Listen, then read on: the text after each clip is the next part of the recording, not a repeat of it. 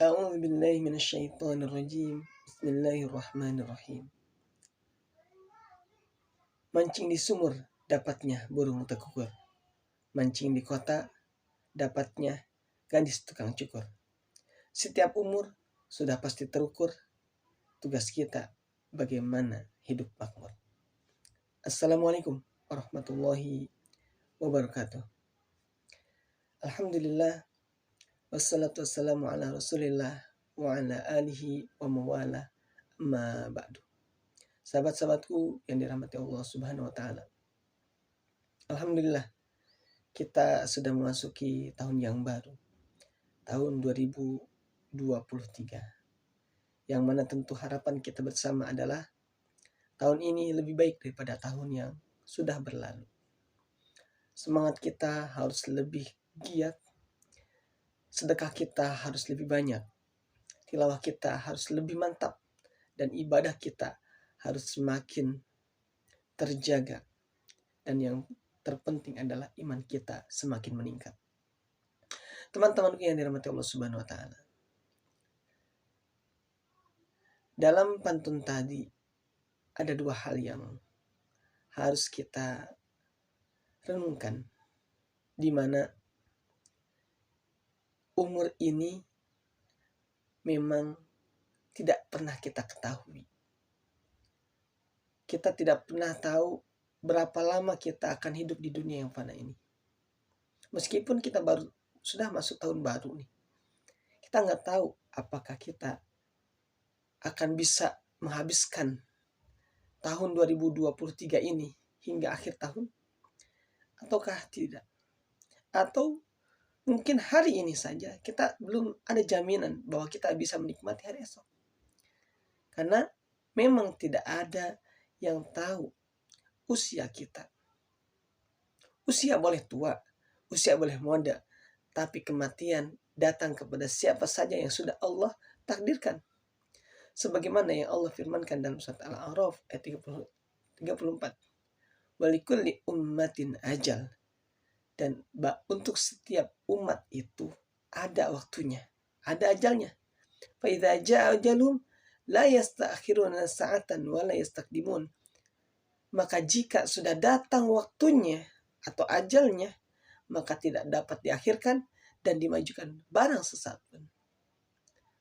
Gak ada istilahnya kita bisa negosiasi dengan malaikat. Aduh malaikat jangan sekarang deh, nanti aja tahun depan meninggalnya. Gak ada. Karena kita diciptakan tidak bisa melihat malaikat. Yang Allah inginkan kita meyakini apa yang sudah Allah takdirkan. Malaikat, jin, setan kita gak bisa lihat, tapi kita harus yakin. Itulah keimanan. Termasuk dengan ajal kita. Hari ini kita masih bisa menikmati tahun baru. Kemarin baru kita selesai di tahun 2022. Kita introspeksi tahun kemarin seperti apa. Dan tahun ini kita harus punya resolusi. Resolusi yang lebih baik daripada tahun-tahun kemarin. Kalau tahun-tahun kemarin kita sudah baik, maka tahun ini harus lebih baik. Atau tahun kemarin banyak catatan keburukan, maka tahun ini mari perbaiki. Itulah fungsinya introspeksi. Dan hidup ini selalu ada pilihan. Umur tidak tahu, tapi kita diberikan pilihan. Sebagaimana nanti di akhir cuma ada dua pilihannya. Yang pertama masuk surga, yang kedua masuk neraka. Dua pilihannya. Gak banyak. Kalau banyak pilihan kita suka kaget. Sama kayak kita kalau misalkan bukan kaget, pusing. Sama kalau kita misalkan pergi ke pasar, belum ada catatan mau belanja apa, udah ke pasar lihat ini bagus, lihat itu bagus. Apalagi kalau bawa anak-anak, mah pengen ini, pah pengen itu. Anaknya mending kalau dua, anaknya 12. Yang satu pengen A, yang dua pengen B, yang ketiga pengen C, yang keempat pengen D, dan seterusnya. Maka hidup ini juga banyak pilihan. Tapi ujungnya cuma dua pilihannya. Surga dan neraka. Lebih mudah. Cuman memang untuk bisa menentukan surga dan neraka ini tidak semudah yang kita bayangkan. Kita tahu surga itu kenikmatan yang tiada tara. Kita tahu neraka itu kemurkaan atau keburukan yang tidak akan pernah bisa terbayangkan. Tapi di sanalah setan beraksi. Karena janjinya adalah bagaimana menyesatkan anak cucu Adam hingga mereka masuk ke golongan iblis laknatullah alaih, ke dalam nerakanya Allah Azza wa Jalla. Dan tentu kita berharap semoga kita tidak termasuk hamba-hamba Allah yang mampu disesatkan oleh iblis laknatullah alaih, dan kita bisa kembali ke kampung halaman kakek nenek moyang kita, Nabi Adam dan Siti Hawa. Dan tentu harapannya adalah bisa berkumpul dengan Nabi kita tercinta yang kita tidak pernah bertemu, yang kita tidak pernah bersua. Tapi Rasul meskipun tak pernah berjumpa dengan kita, cintanya hingga hari ini, cintanya tiada tara. Tidak ada istilahnya orang yang mencintai sesuatu tapi dia lupa dengan yang dicintainya. Bayangkan Rasul ketika sakaratul maut, yang diingat enggak ada yang lain.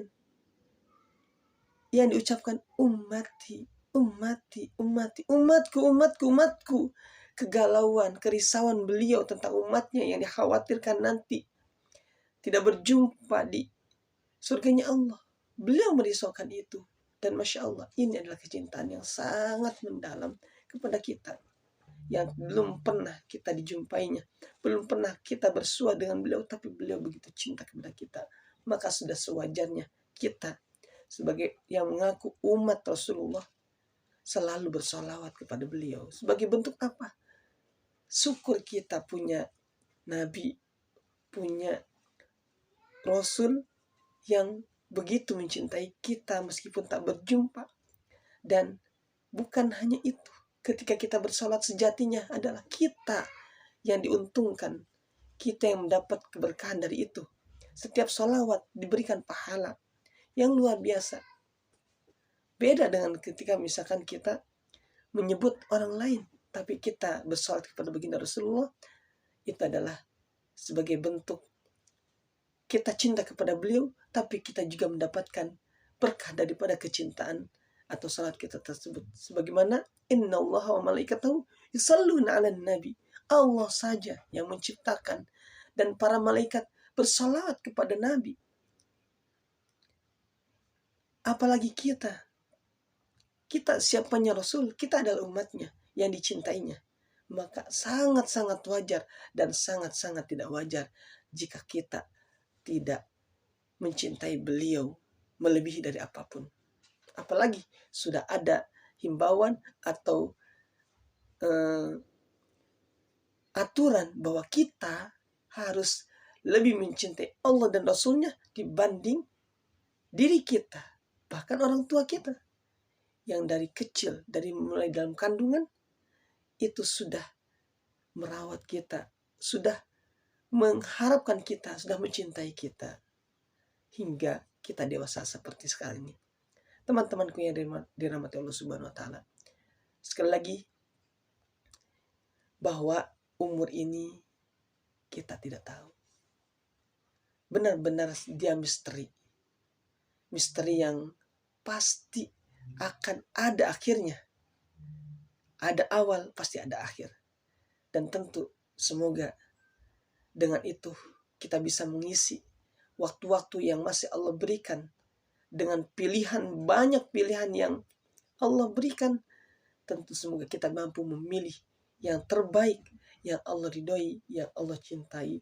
Dan kita berharap semoga Allah memberikan kekuatan kepada kita agar kita bisa melaksanakan apa yang sudah dicontohkan oleh baginda Rasulullah Sallallahu Alaihi Wasallam, sehingga setiap waktu yang kita lalui meninggalkan jejak yang Allah ridhoi. Barakallahu fikum. Selamat mengisi tahun baru 2023 dengan amalan-amalan kebaikan yang semoga itu menghadirkan keberkahan di masa-masa yang akan datang. Bahagiamu adalah kebaikanmu. Wassalamualaikum warahmatullahi wabarakatuh. Bila dirasa video ini baik dan bermanfaat, boleh untuk di-share, di-like, dan subscribe. Dan bila ada kritikan serta saran untuk perbaikan, boleh juga disampaikan melalui kolom komentar. Semoga Allah menjadikan kita sebagai sumber kebaikan.